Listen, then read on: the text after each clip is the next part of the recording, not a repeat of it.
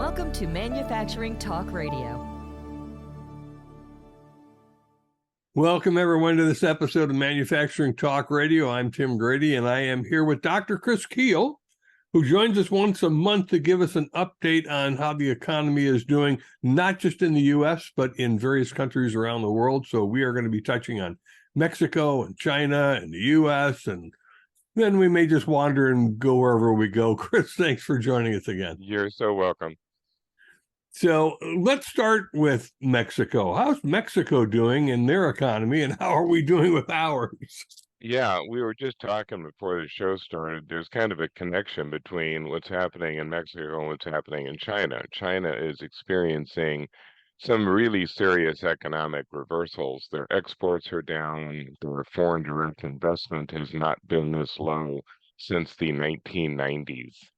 So investors are bailing out of Mexico for all kinds of reasons, and they're going elsewhere. And one of those elsewhere is Mexico. Mexico is slated to grow next year, maybe 3.5, 3.5, 3.9, somewhere in that range. Right now, the predictions for the U.S. would be 2.5 at most. There are even some calling for a shallow recession in the first 2 quarters of the year. So Mexico is kind of going in the opposite direction. When you look at foreign direct investment, Mexico has not seen this much FDI in 30 years, if maybe longer. And it's coming from the US, but it's also coming from South Korea, from Japan, even from China. I mean, a lot of Chinese businesses are, they're businesses. They pay attention to what's happening in Beijing because they have to, kind of like our companies pay attention to Washington.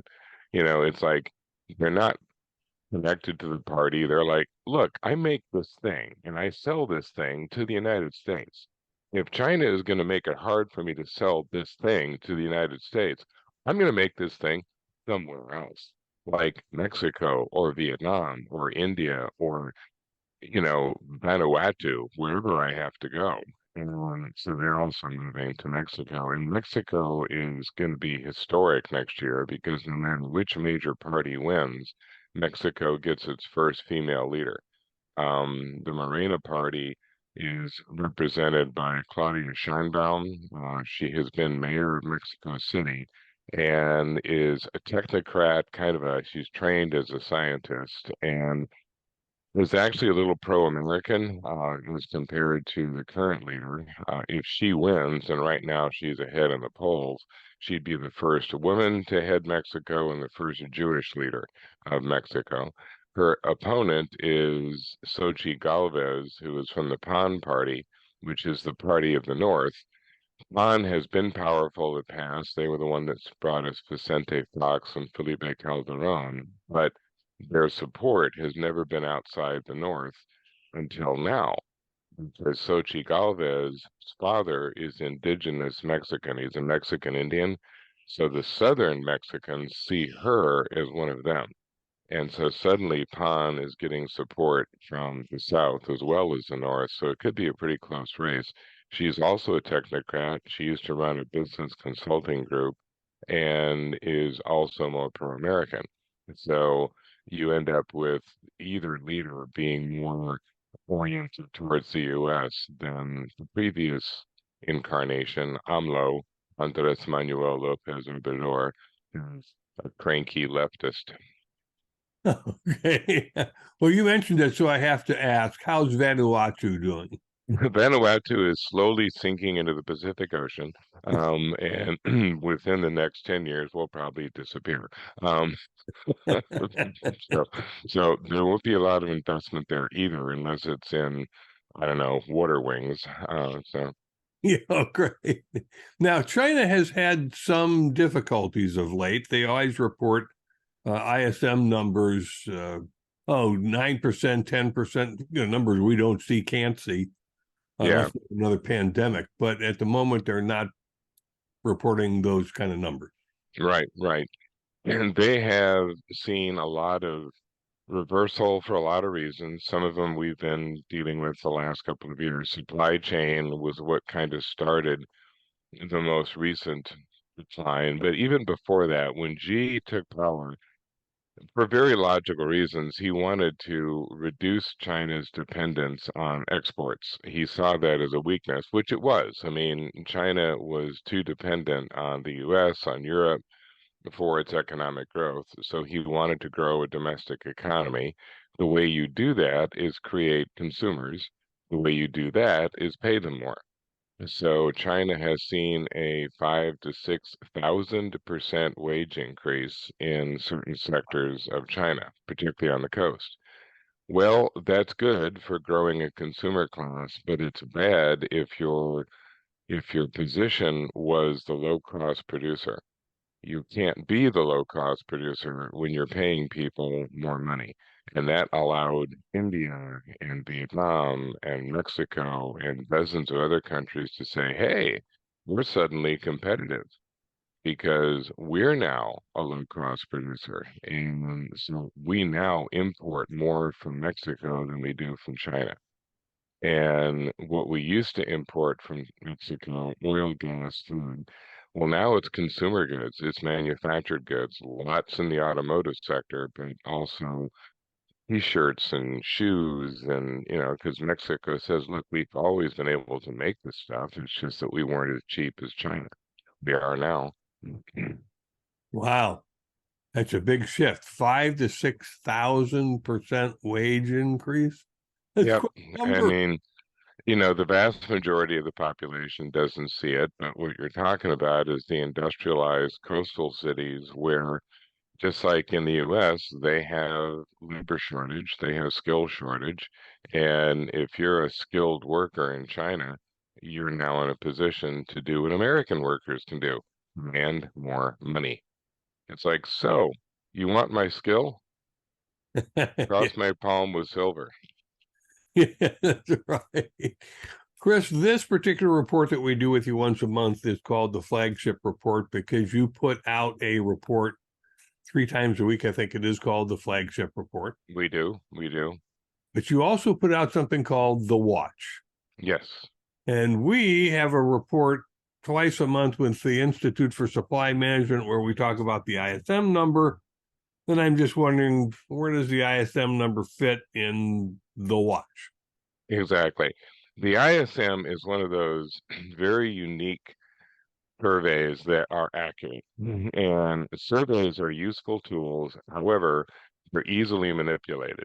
And when you look at things like the consumer confidence survey that people see all the time, problem with that type of survey is that you're asking people who don't know anything.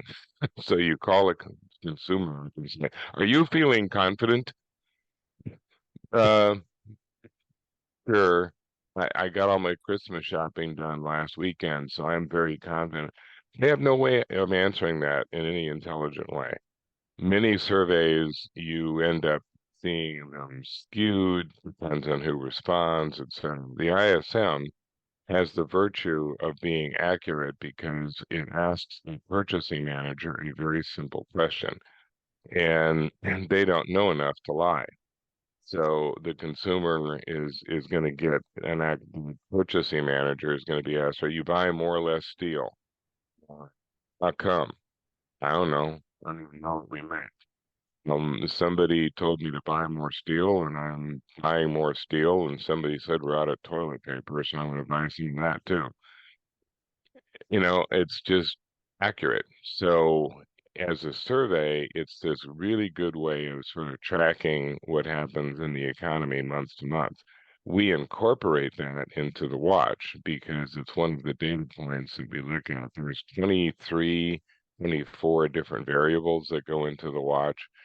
So we're going to look at GDP numbers. We're going to look at inventory to sales ratio. We're looking at shipment counts, and when it comes to freight flow into the West Coast ports, we look at all sorts of different things, inflation numbers, anything that's put out by the Fed, but the ISM is in that. And particularly when we're looking at forward-looking data, that's where the ISM is useful because they're talking about orders that will be incorporated later. If the purchasing manager is buying today, they're producing tomorrow.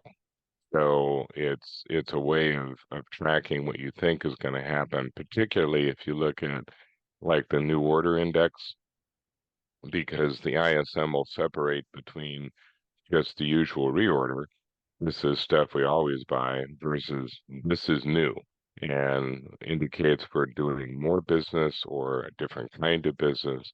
So, yep, the ISM is a critical tool, and because it is universal, you can compare. I think that they have 36 countries now that in their list, and so you can look at it and say, "Huh, we're doing better in China. Mexico is doing better than us." So it's a unique tool. Yes, it's been very powerful. We've watched it. Oh gosh, I've watched it now for 30 years. It tends to be Yeah. dead on. So far, it's not indicating a recession in the near term. What's the watch kind of talking about? Yeah, we're looking at a pretty decent year. I'm not in the camp of shallow recession. Those who are taking a more negative approach, and we're not looking at a deep one, even those who are pessimistic are saying 1% decline in first quarter, maybe 0.7% in second. But I'm with the group that's saying we have been dodging this now for a year and a half, and we're going to continue dodging it into 2024. So I'm thinking 2%, 2.5, not rocket speed, but just look what we did in third quarter. We were predicting third quarter of this year that we were going to be very slow, maybe 1%, maybe 1.5. So the initial number we get was 4.9. I mean, it was really high. But everyone said, okay, well, that's just the first version. There's going to be a revision. And when the revision comes, it'll revise down. We're just sure of it. So the first revision comes in at 5.2. Like it went up. It's like, what? And it's like, well, the consumer is still spending and the inventory build is still going on, and the world is paved with misinterpretations of American consumer attitude. We look at this and say, well, consumers owe $7 trillion on their credit card. Surely they're going to stop spending. And the consumer says, well, I can't be broke. I still have checks. And it's like, but you owe all this money on your credit card. That's okay. I'll just get another one.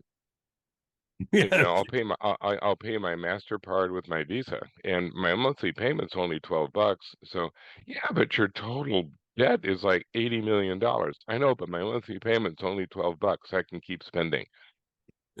So the consumer continues to baffle. I don't know why they baffle, because we've been doing this for decades. I mean, it's Christmas.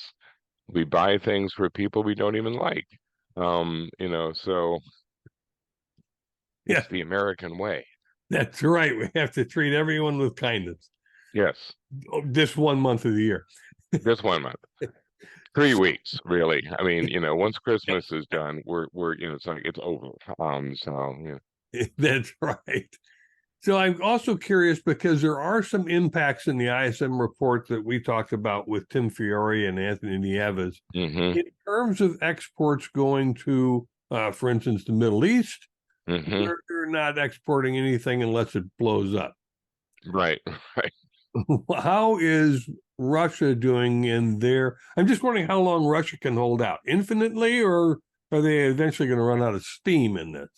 Well, it kind of depends on how you define running into problems. For the Russian consumer, for the Russian citizen, it's already very bleak. I mean, there's a very, very serious economic deterioration in Russia, but it's a dictatorship. And a dictatorship can simply say, yeah, I know you're starving, and if you keep bitching about it, I'm going to shoot you. So just knock it off. And by the way, those who complain the most will be sent to the front, and maybe we give you a gun, maybe we don't. And so there's the power of a dictatorship. And the other thing, of course, is that Russia has been able to dodge many of the economic pressures that we've tried to apply. They now sell more oil on the market than they did before the sanctions. So, and we could get into a whole sanctions almost never work. No matter who they've been tried, it's one of those things where it sounds good, but unless everybody on the planet participates, I mean, how many years have we sanctioned Cuba? I mean, and it's not changed. It's still a communist country run by not the Castros anymore, but I mean, they've been sanctioned, I think, almost as long as I've been alive. And that's getting on in those years. And it hasn't worked. So Oh. Russia continues to make money because it sells its commodities. Both countries have reached stalemate status. Now the question is, how much longer do we support Ukraine? How much longer do the Russians decide to invest in this? They have lost. The accounts are a little bit murky, but the estimate is they have lost 200,000 troops killed and 300,000 hurt. And I mean, that's 500,000 people. So when does the population say, why are we doing this? And so but Vladimir just announced he's running for president again, so Hasn't affected his popularity, apparently. well, apparently within, he's a legend in his own mind. So as long as he's popular with him, he'll keep running because it's like anyone who would have the temerity to run against him is probably going to be dead within 24 hours. So That's exactly right. Israel and Hamas, Gaza. oh my, yeah. Yeah, that's obviously been going on since Israel was born in 1947. Right. And will it be 2147 before it's over? Maybe 3147. Yeah, the interesting thing, and it's almost churlish to talk about economic stuff when you're dealing with humanitarian crises of this magnitude, both in terms of what Israel lost and what the Palestinians are losing now. The surprise has been that the Arab oil states have not taken much of a position. If we remember every other Arab-Israeli conflict, the oil producers got engaged. There were embargoes, there were decisions to cut production, there were all kinds of gestures made to put pressure on the U.S. and Israel. Not this time. We expected it. We thought that there would be oil prices rocketing up into the hundreds, 110, 120. Goldman Sachs, which is the king of panic, said that it was going to be $200 a barrel. Well, it never got out of the 80s. And when you started to hear comments by, for example, Saudi Arabia, somebody asking, why aren't you engaged? And they said, well, as near as we can tell, Iran's behind all this, and we hate Iran. So why would we do anything to help them? You do realize that we have hated them for, I don't know, 2,000, 3,000 years. We're not going to change now. So the world implications have been limited. We've not seen the impact on oil markets, which doesn't mean it can't happen, but it's turned into a very nasty regional battle where it's Israel versus Hamas and Hezbollah, and ending something like this is virtually impossible. I mean, Israel is trying to root out Hamas for obvious reasons, but in the process, they're slaughtering civilians, and if there was anyone who was against Hamas before, they're sure not now. So you've basically created another, and every country that's ever done this, so that's the problem. The terrorists know what they're doing in that respect. Hamas is not accidentally headquartering in schools and hospitals. They know that if you're going to attack them there, oh, good, you're going to kill a bunch of civilians and make us look good. Nobody seems to question the moral depravity of making a hospital your military base. Right. Pretty pretty awful what's going on. And so, eventually I hope they run out of money, Yeah, really. either side, so they give up. Exactly. Because it's manufacturers in this country, and I'm sure it's true globally, don't like uncertainty. And No. this is a world of uncertainty.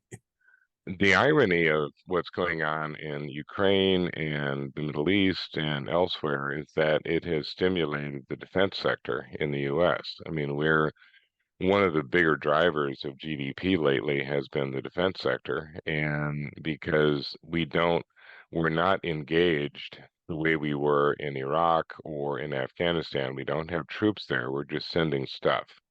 And so, I mean, I'm periodically on the Birmingham, Alabama TV station.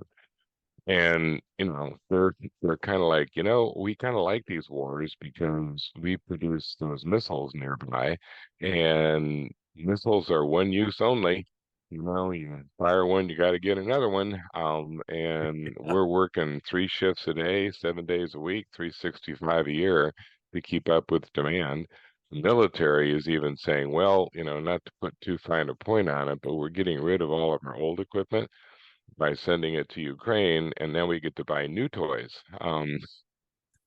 So the defense sector is kind of like, yeah, you do understand that we like war, without putting too fine a point on it. It's like I gave a talk earlier this year to the Casket and Funeral Supply Association, who wanted me to point out that 2020 was one of the best years they'd had in decades.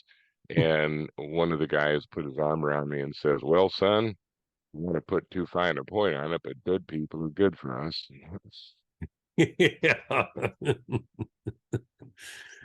Well, it's always interesting to chat with you, Chris, because you've got a great worldview. You're incredibly knowledgeable. We've had fun over the years trying to stump Chris on some country like Vanuatu, what's going Yes, exactly.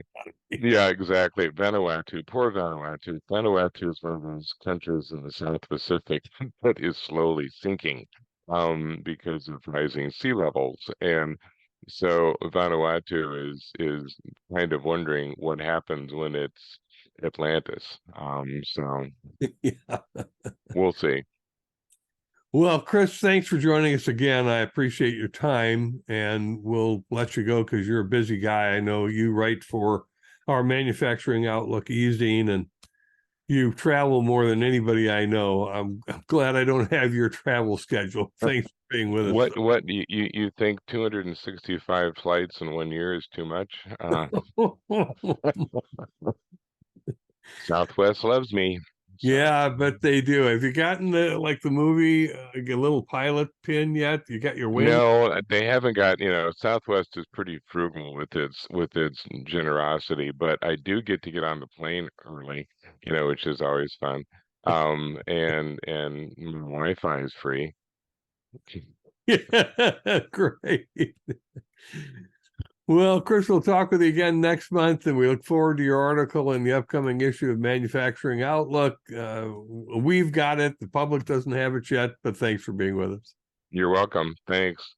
Thank you. And we'll talk to everyone soon. Thank you for tuning in to Manufacturing Talk Radio. Like us on YouTube, subscribe, and join us on our social media channels. Always great to be with you. That's our show for today. Thanks for listening. If you enjoyed this episode and would like to support the show, please like and subscribe, share on social media, or leave a review. You can find us on YouTube, Spotify, Apple Podcasts, Google Play, Rumble, or your favorite podcast app. Visit us online at mfgtalkradio.com for our other episodes. We have also included links to our advertisers below. Thanks again, and we'll see you next week.